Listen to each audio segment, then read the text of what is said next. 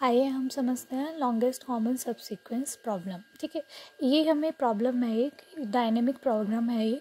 ठीक है, dynamic problem है तो इसके लिए हमें क्या दिया है, हमें दो इसमें सबसीक्वेंस मिले होंगे एक्स के और वाई के। ठीक है, हमें इसमें क्या करना है, हमें इसमें maximum longest common subsequence find करना है एक्स और वाई का। ठीक है, अभी हमें जैसे एग्जांपल देखो, हमें दो एक्स में एक सबसीक्वेंस मिला है, वाई एक सब सीक्वेंस मिला है, तो इन दोनों में हमें लॉन्गेस्ट सबसीक्वेंस फाइंड करना है। ठीक है, अब हम इसका एग्जांपल मैं तुम्हें सिखाती हूँ इसकी तरह। जैसे अभी ये एक्स है, ये वाई है, यही सेम क्वेश्चन मैंने यहाँ पे उतार दिया आपको समझाने के लिए। तो जब भी हमारा एक्स जो होगा उसे हम हमेशा रो में लिखेंगे और वाई जो होगा उसे हम हमेशा कॉलम में लिखेंगे और एक मैट्रिक्स बना लेंगे। ठीक है, अब मैंने एक ऑलरेडी मैट्रिक्स बना रखी है, BACDB, एक हमेशा एक एम्प्टी मैट्रिक्स बनेगी जो 0 0 0 0 होगा, 0 0 0 0 होगा। ठीक है, ये हमेशा हर सब में सेम होगा अगर कोई भी मैट्रिक्स आती है। अब इसका कुछ फंडामेंटल ये है कि जब हम इसको इन दोनों से देखेंगे, BB क्या है, सेम है, तो जब भी सेम होगा तो हम एक टिल्ट का साइन बनाएंगे। BD है, सेम नहीं है, BC सेम नहीं है, BB सेम है, फिर से हम क्या बनाएंगे, टिल्ट का साइन। अब देखेंगे AB सेम नहीं है, AD भी सेम नहीं है, AC भी सेम नहीं है, AB भी सेम नहीं है, कुछ भी सेम नहीं है। उसके बाद हम क्या करेंगे, C का बनाएंगे। CB सेम नहीं है, CD सेम नहीं है, CC सेम है, तो CC सेम है तो हम यहाँ पे एक टिल्ट की एरो बना देंगे।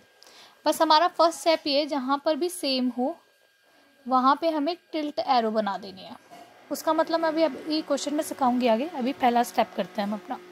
फिर हमने देखा D जो है वो B में भी मैच नहीं कर रहा, D जो है वो D में भी, अब D सेम हो गया तो हम फिर से अपना एक टिल्ट का साइन बना देंगे।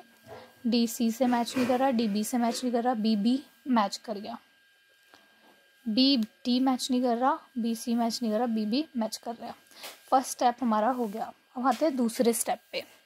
ठीक है, दूसरा स्टेप क्या होता है हमारा, अब देखो सबसे पहले हम गए जहाँ पे भी BB होगा, अब BB की एरो कहाँ जा रही है, इधर 0 पे, डायगनली एरो है तो हम 0 पे जाएंगे और उसमें एक ऐड करके यहाँ पर लिख देंगे। 0 में एक ऐड किया 1।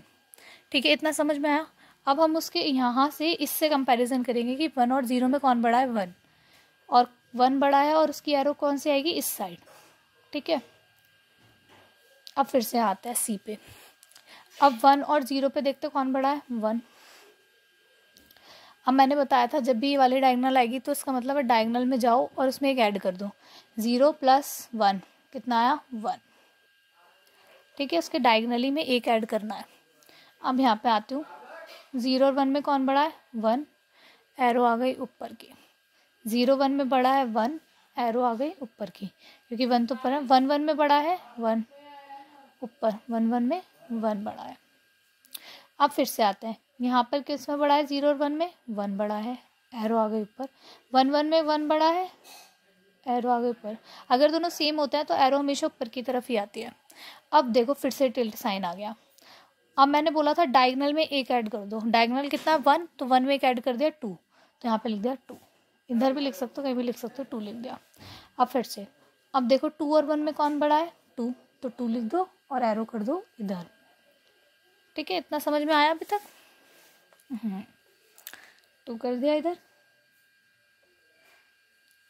अब इधर आ जाओ, D में से 0 1 में कौन बड़ा है, 1, डायगोनली फिर से है, 1 में एक ऐड करा 2, 2 2 में कौन बड़ा है, 2, ऊपर का एरो। 2 2 में बड़ा कौन है, 2, ऊपर का एरो। अब 0 में फिर से आ गया एक 1, यहाँ आएगा। अब 1 2 में कौन बड़ा है, 2, ऊपर की एरो। 2 2 में कौन बड़ा है, 2, अब 2 में एक ऐड जोड़ेंगे तो 3। अब हमें अपना फाइनल आउटपुट देना है। ठीक है, अब हमें अपना फाइनल आउटपुट कैसे निकालना है वो सबसे मेन है। सबसे पहले जो हमने ये बना लिया, इसके लास्ट एलिमेंट को देखेंगे क्योंकि वो सबसे बड़ा एलिमेंट होगा इसमें सबसे ज़्यादा। ठीक है, अब देखा 3 किस एरो को कर रहा है, ऊपर, तो 3 तो हमारा बड़ा था, 3 करा ऊपर। 2 जो है ऊपर की तरफ दिखा रहा है कि 2 यहाँ से आया था, तो 2 हमने ऊपर देखा। अब देखो 2 जो है लास्ट है क्योंकि आगे तो 1 है, तो एक हमने ये चूज़ कर लिया। अब उसके बाद जहाँ पे वो एरो आ रही इधर 1 पे, 1 पे एरो आ रही है तो उसके बाद 1 को साइन करेंगे ऊपर 1 से साइड जाएगा 1 पे।